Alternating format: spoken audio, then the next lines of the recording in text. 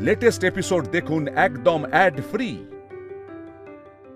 ইন্দ্রবাবু উত্তেজনার বশে একটা ভুল করে ফেলেছেন। উনি আমার কাছে ক্ষমা চেয়ে নিলে আর ক্ষতিপূরণ দিতে চাইলে আমি কেসটা নিয়ে আর কোনো কথা বাড়াতে চাই না।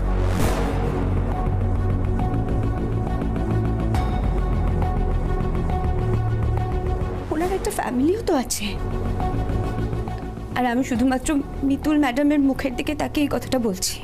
তোমায় আমি দেখে নেব।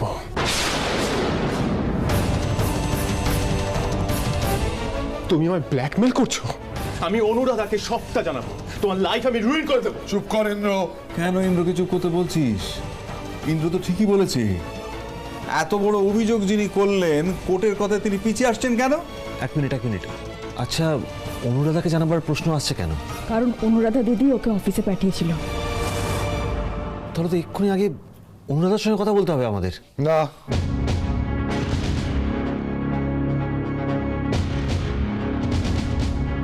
কিচ্ছু করার দরকার নেই। তুই কেউ বুঝতে পারছিস না ব্যাপারটা? কেউ বুঝতে পারছিস না? এই মেয়েটা তো ইচ্ছে করে সব করছে। হ্যাঁ, আমি এই ধরনের মেয়েদের চিনি। কি চাও তুমি? কত টাকা চাও? বাবা, তুমি কি বলছো? সুশোভন, এটা করিস না। শোন পুলু, এটা ছাড়া আর কোনো উপায় নেই। হ্যাঁ, কোর্টে কেস উঠবে, এবার সারা দুনিয়া জানবে।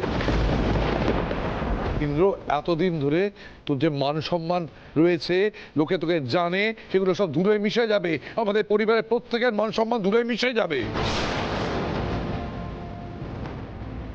আপনি এটাকে ধামা চাপা দিতে হবে। এই মেয়েটা টাকার জন্য করছে, এটা আমরা সবাই বুঝতে পারছি। লোকের কাছে হাসির পাত্র তো আমরা হতে পারি না, না? চাপা দিতে হবে। বাবা, যে কাজ আমি করিনি, আমি যেটা বারবার বলছি, তার জন্য তুমি ক্ষতিপূরণ দেবে? তাতে কি প্রমাণ হবে? তাতে তো এটাই প্রমাণ হবে আমি কাজটা করেছি।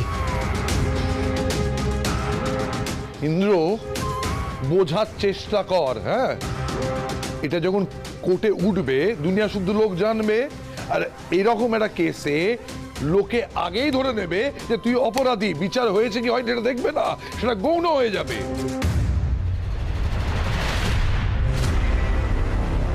কাল সকালে যখন কাগজে হেডিং হবে তোকে নিয়ে, তখন সেই ড্যামেজটা তুই কি করে কন্ট্রোল করবি সেটা বল। প্র্যাকটিক্যালি ভাব। আমি জানি এই কেস কোর্টে উঠলে আমার বাড়ির জন্য, আমার কোম্পানির জন্য ভালো হবে না, কিন্তু যে অন্যায় আমি করিনি তার জন্য আমি কেন ক্ষমা চাইব? দাঁড়া ইন্দ্র, বলো কি ক্ষতিপূরণ চাও? ইন্দ্র ক্ষমা চাইবে তোমার কাছে, বলো।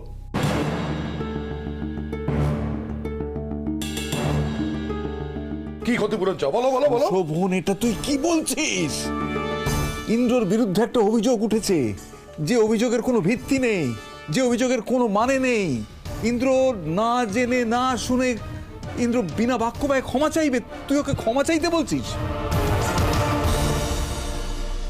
বাবাকে মিতুল ছাড়া কেউ আটকাতে পারবে না।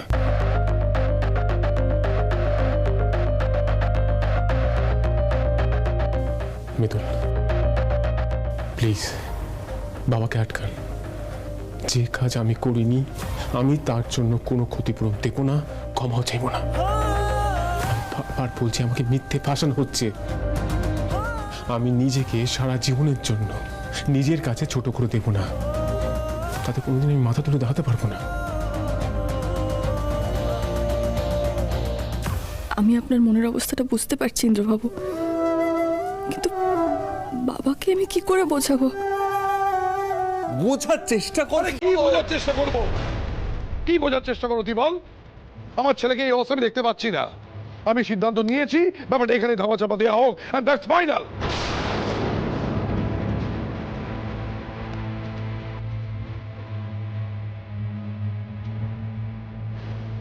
মিতুল, প্লিজ প্লিজ কিছু একটা করুন, বাবাকে আটকান।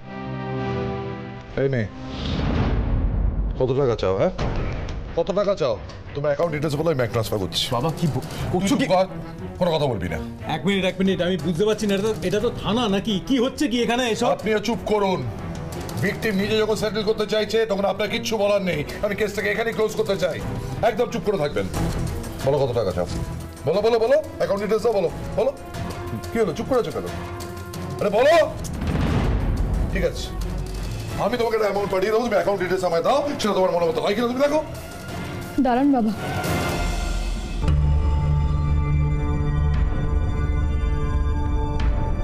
কোনো ক্ষতিপূরণ দেওয়া হবে না। ব্যাপারটা হাতের বাইরে বেরিয়ে গেলে চলবে না, যেভাবেই হোক সেটেলমেন্টটা করতেই হবে। আপনারা তাহলে বিষয়টা এভাবে সেটেল করতে চাইছেন না, তাই তো? তাহলে কিন্তু ইন্দ্রবাবুকেই ভুগতে হবে। কাল যদি আমার মান সম্মান নিয়ে কোনো কথা ওঠে তাহলে কিন্তু সবার আগে ইন্দ্রবাবুর নামটাই আসবে।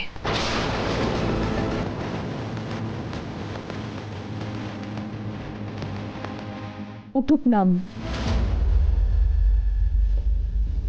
হোক লড়াই, সত্যিটা সবার সামনে আসুক, তাহলেই তো সবাই জানতে পারবে আসল দোষী কে। বাবা, বাবা, ইন্দ্রবাবু আপনার ছেলে। আমরা সবাই জানি যে আপনার থেকে ভালো ইন্দ্রবাবুর আর কেউ চাইবে না, কিন্তু ইন্দ্রবাবুকে বিপদ থেকে বাঁচাতে গিয়ে আপনি কোথাও ভুল করে হলেও ওনাকে বিপদের দিকে ঠেলে দিচ্ছেন না তো?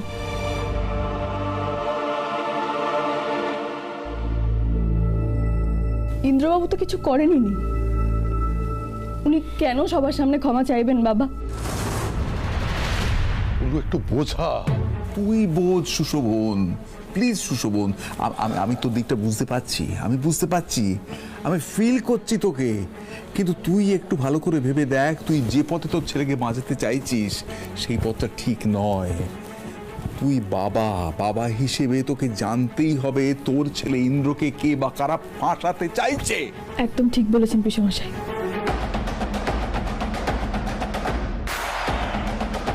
আর তাছাড়া এইভাবে কারো মুখ কোনোদিনও বন্ধ করা যায় না। আমরা সবাই জানি ইন্দ্রবাবু কিছু করেননি, উনি কিছু করতে পারেন না, কিন্তু শুধু ইন্দ্রবাবুর পাশে দাঁড়ালে আমাদের হবে না। এই ষড়যন্ত্রের পেছনে যে বা যারা আছে তাদের প্রত্যেককে খুঁজে বের করতে গেলে আমাদের শেষ পর্যন্ত দেখতে হবে।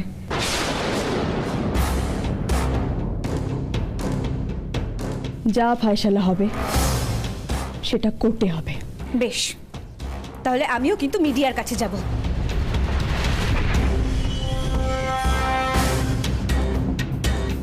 সত্যিটা সবার সামনে আনতে চাইলে কিন্তু যাও না মিডিয়ার কাছে, উঠুক প্রসঙ্গ, হোক তর্ক, সত্যিটা প্রমাণ করার দায়িত্ব আমাদের। তুমি এত ভয় পাচ্ছ কেন? এক্স্যাক্টলি, আমিও তখন থেকে সেটাই দেখছি। যেই কেসটা কোর্টে ওঠার কথা হলো তখনই আপনি সেটেলমেন্টে চলে গেলেন। না মানে আপনার সঙ্গে এত বড় একটা অন্যায় হলো, কিন্তু আপনি শুধুমাত্র টাকার বিনিময়ে সবটা মানতে রাজি হয়ে গেলেন। না না না, টেন্সড হলে চলবেই না। Be steady Sohini, be steady.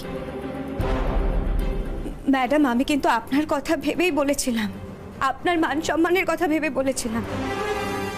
আর যদি আপনার স্বামীর নাম এরকম একটা কেসে জড়িয়ে যায় তাহলে লোকে কিন্তু আপনাকেও কোনো কথা বলতে ছাড়বে না। বিশ্বাস করুন ম্যাডাম, আমি টাকা চাই না, আমার টাকা একদমই চাই না।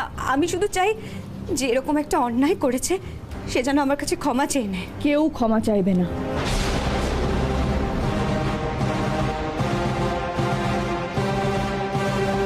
আমার মুখ চেয়ে তুমি এই কেসটা মিটিয়ে নিতে চাও, তাই তো?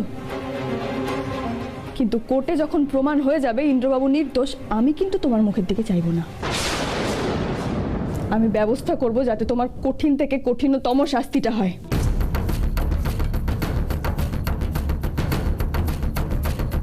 জেলের অন্ধকার অপেক্ষা করছে তোমার জন্য।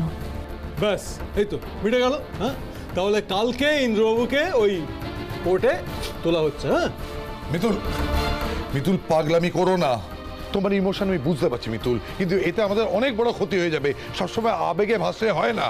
ভয়ের শেষে তো জয় আছে বাবা।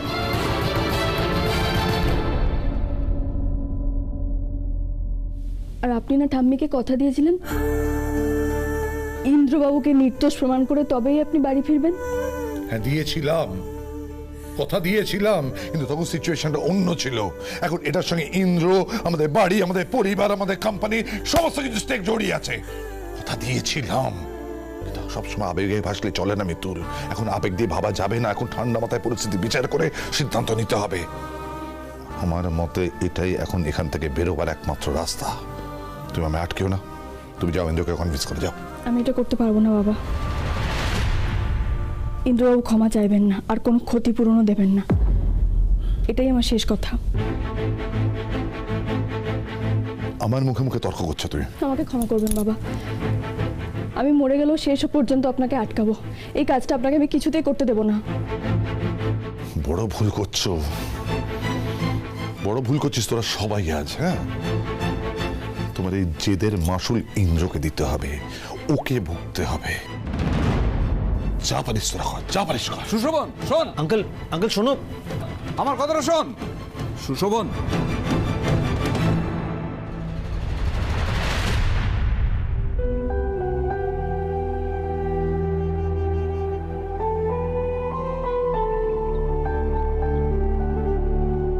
Thank you Mitul, thank you so much. আমার এইটুকু ভেবে ভালো লাগছে যে আপনি আমাকে অ্যাটলিস্ট অবিশ্বাস করেননি। আমি সব সময় আপনার পাশে আছি ইন্দ্রবাবু।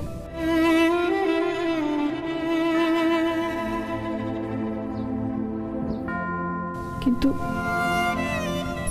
এর জন্য তো আপনাকে থানাতেই থাকতে হবে, কষ্ট সহ্য করতে হবে।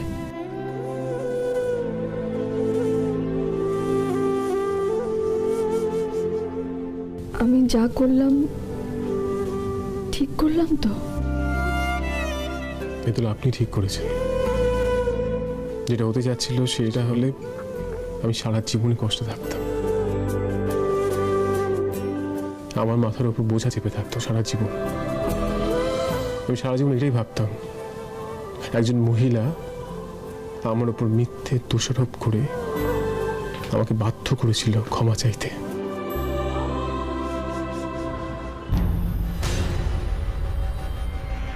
আমি এখন লকআপে থাকবো, সেটা অনেক ভালো মিতুল, কিন্তু আমি যেদিন লকআপ থেকে বেরোবো মাথা উঁচু করে সসম্মানে বেরোবো।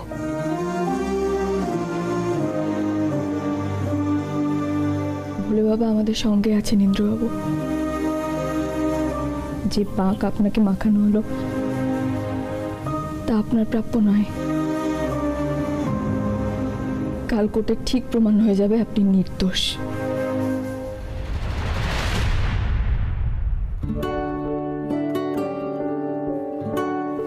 মিতুল, আজীবন তুই এইভাবে ইন্দ্রর পাশে থাক, আর আমি বিশ্বাস করি ইন্দ্র তোকে যে কোনো সত্যের লড়াইয়ে পাশে পাবে। চিন্তা করিস না, মিতুল আছে তো, আমরাও আছি, তোর পাশেই আছি।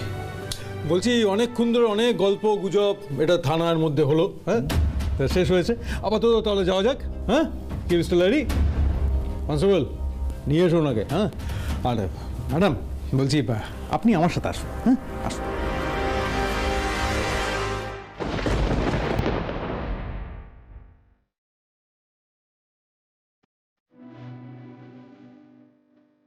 আপনাকে এই অবস্থায় দেখে আমিও শান্তিতে থাকতে পারবো না ইন্দ্রবাবু। মিতুল আপনাকে কথা দিচ্ছে, এই অন্ধকার থেকে সে আপনাকে বের করে নিয়ে আসবেই। মৌসুমি, খোকাকে একটা ফোন করে দেখ না। মা আমি অনেকক্ষণ ধরে ফোন করছি, শুধু দাদা কেন অর্ককেও করলাম, ফোন ধরছে না। তাহলে তুই জামাইকেও তো জানিয়েছিস, তাহলে ওকেই না হয় ফোন কর। মা তুমি এত টেনশন করো না, দেখো আমারও টেনশন হচ্ছে। তুমি তো দেখতে পাচ্ছ আমি ফোন করে যাচ্ছি, কিন্তু কি করব বলো তো, ওরা ফোন ধরছে না। বারবার করে বলে দিলাম ওদিকের খবরটা দিস, বাড়িতে চিন্তা হচ্ছে, ওদিকে কি হচ্ছে না হচ্ছে কিছুই তো বুঝতে পারছি না। আমার কিছু ভালো লাগছে না, কি ওদিকে যে কি হচ্ছে আমি কিছুই বুঝতে পারছি না। আরে বাবা, এখন থেকে এত ভেঙে পড়ছিস কেন দিদি? তাহলে কি করব? আস্তে। তাহলে কি করব আমি? কি করব? কেন এত টেনশন করছি তুই বুঝতে পারছিস না? ঠিক এই ঘটনার আগে রণ বন্ধুদের সঙ্গে দেখা করতে চলে গেল। কোথায় গেছে তুই জানিস? আমি জানি না, আমরা কিচ্ছু জানি না। যদি এই ঘটনার সঙ্গে রণ কোনোভাবে জড়িয়ে থাকে পলাশ, তাহলে আমার ক্ষমতা নেই এবার ওকে বাঁচানোর। আমার ক্ষমতা নেই ওকে বাঁচানোর, কারণ ইন্দ্রকে বাঁচানোর জন্য এবারের সবাই বিশেষ করে মিতুল কত দূর যেতে পারে সে সম্বন্ধে তোর কোনো ধারণা নেই। রিল্যাক্স দিদি, একটু মাথাটা ঠান্ডা কর। দেখ, আমার মনে হচ্ছে না এই ঘটনার পেছনে আমার ভাগ্নে রণর হাত থাকতে পারে। তাহলে কার হাত আছে সেটা জানি না। ইন্দ্র যে ওই মেয়েটার সঙ্গে এরকম কোনো ব্যবহার করতে পারে না, সেটা আর কেউ না হোক আমি ভালো করে জানি। তাহলে এই ঘটনার মধ্যে ইন্দ্রকে কে ফাঁসালো তুই বল? কে ফাঁসালো ইন্দ্রকে? এই তো পোকা এসে গেছে। কি রে দাদা, তোর একটা খবর দিবি তো? দেখছিস মায়ের কি অবস্থা হয়েছে টেনশন করতে করতে। খোকা, দাদু ভাই কোথায়? ফেরেনি? চুপ করেছিস কেন? আরে উত্তর দে, কিছু তো বল। কেউ তো বল, ইন্দ্র কোথায়? ওরা মিতুলকে জিজ্ঞেস কর। কেন?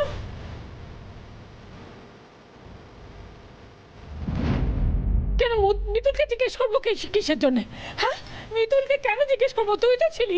তুই ছিলি, জামাই ছিল, অর্ক ছিল, সবাইকে বাদ দিয়ে শুধু মিতুলকে কেন জিজ্ঞেস করতে হবে? খোকা, উত্তর না দিয়ে মিতুলের দিকে কথা কেন ঘোরাচ্ছিস? আমাকে পরিষ্কার করে বল কি হয়েছে। আমার ভালো লাগছে। আমারও ভালো লাগছে না মা। মিতুলকে যা জিজ্ঞেস করো। সুশোভন, তুই ওভাবে কথা বলছিস কেন? মিতুলের কোটে কেন বল ঠেলে দিচ্ছিস? মিতুল আলাদা করে কি বলবে বল? তাহলে কিভাবে বলবো? কিভাবে বলবো? আর যে সিন ক্রিয়েটটা হলো তার জন্য দায়ী মিতুল।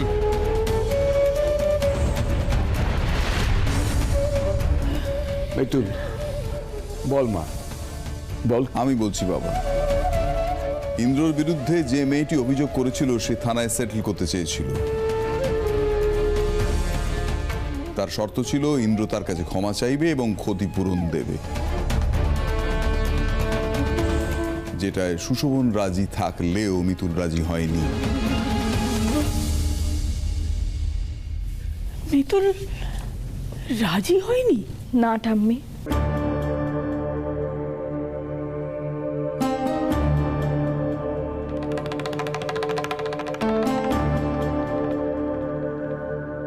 ঠাম্মি, আমি চাইনি এত বড় একটা মিথ্যের সামনে মাথা নত করে একটা টাকার রফা করে মেয়েটার মুখ বন্ধ করে দেওয়া হোক।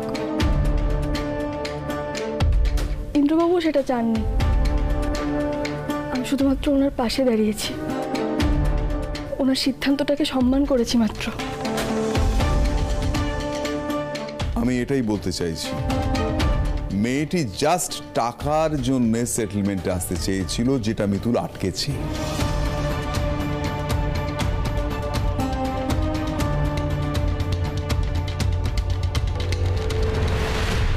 কেন আটকালে তুমি? কেন আটকালে? কেন এরকম একটা পাকামি করতে গেলে তুমি? কি করছো? কেন? উত্তর দাও। আরে এরকম পাকামি তুমি করতে গেলে কেন? কোনো ঝামেলা তুমি প্রথমেই মিটিয়ে নিতে পারো না কেন? কেন বলো?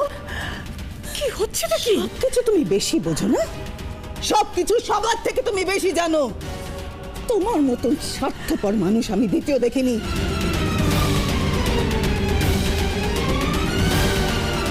নিজের ফলস ইগো বজায় রাখার জন্য তুমি আমার ছেলেকে জেলে রেখে চলে এলে কেন?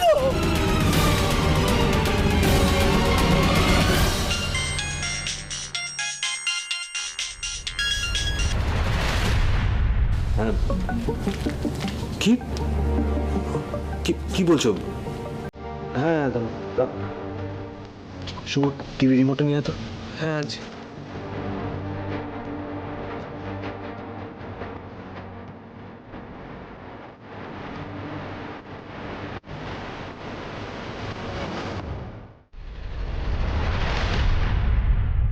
শ্লীলতাহানির অভিযোগে গ্রেপ্তার বিখ্যাত ব্যবসায়ী ইন্দ্রজিৎ লাহিড়ী।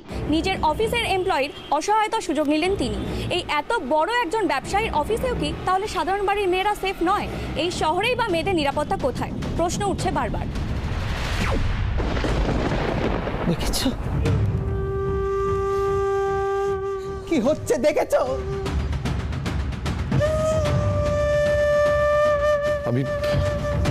আমি ঠিক এই ভয়টাই পাচ্ছিলাম, এই ভয়টাই। কেন এভাবে তুমি সর্বনাশ করলে আমার ছেলেটার? কেন? সর্বনাশ করিনি মামনি।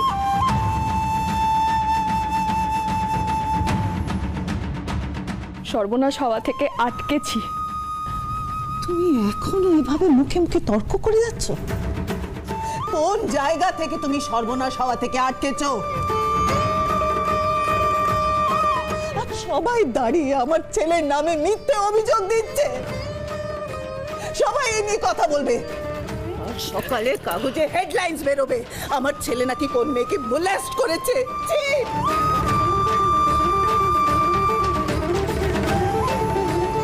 এত কিছু হয়ে গেল আর তুমি নাকি সর্বনাশ হওয়া থেকে আটকেছো। দেখেছো সুশোভন, দেখেছো? তোমরা মিতুলকে শুধু মাথায় তুলে নাচো। দেখো মেয়েটা কত বড় ক্ষতি করে দিল আমাদের। বাবা,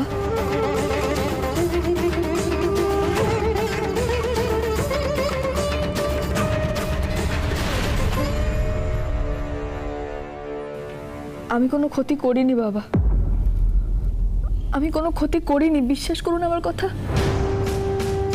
মিতুল, তোমার সঙ্গে কথা বলতে এখন ভালো লাগছে না। আমি জানি এতে হয়তো আমাদের ব্যবসার সম্মানহানি হবে, আমাদের পরিবারের সম্মানহানি টানাটানি হবে, ইন্দ্রবাবুর মানহানি হবে, কিন্তু একটা কথা আমি হলফ করে বলতে পারি, ইন্দ্রবাবুর নিজের কাছে ছোট হয়ে যাবেন না বাবা।